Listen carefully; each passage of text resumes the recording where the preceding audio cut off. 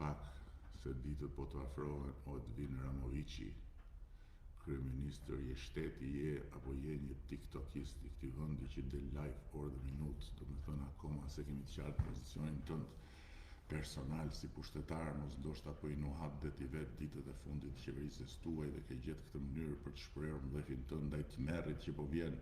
Ua. Astrid Spahiu, Astrid po që nge komplet i lagur më burr.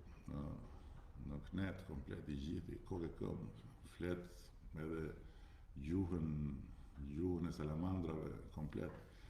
Po si shpjegohet më burr?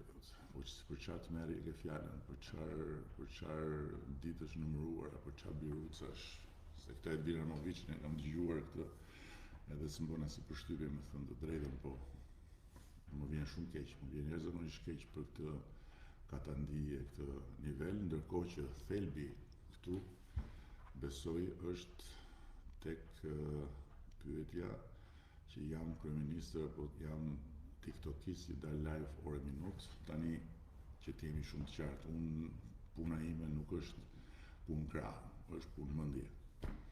Dhe një nga detyrat e mia është të komunikoj, të sqaroj, të dëgjoj dhe të reagoj. Dhe kjo për mua është punë, nuk është qef. Unë nuk jam tiktokist.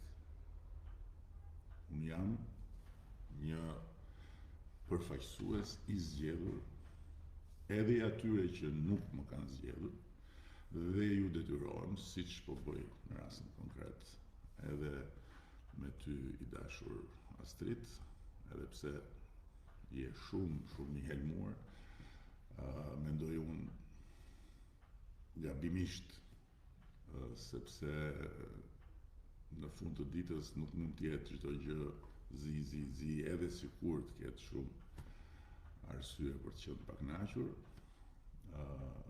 por në fund fare unë kam detyrimin të komunikoj edhe me ty dhe të shpjegoj gjërat sipas këmbvështrimit tim dhe në një farë mënyrë t'jap hesap. Kjo është arsyeja pse unë dal live dhe natyrisht patjetër që duke u afruar dita e zgjedhjeve kam vendosur të intensifikoj daljet, kam vendosur të intensifikoj komunikimin, sepse procesi deri në zgjedhje është dhe një proces bilancesh, është dhe një proces vendosjeje në tryezë të të gjitha gjërave që janë gatuar gjatë 4 viteve për të bërë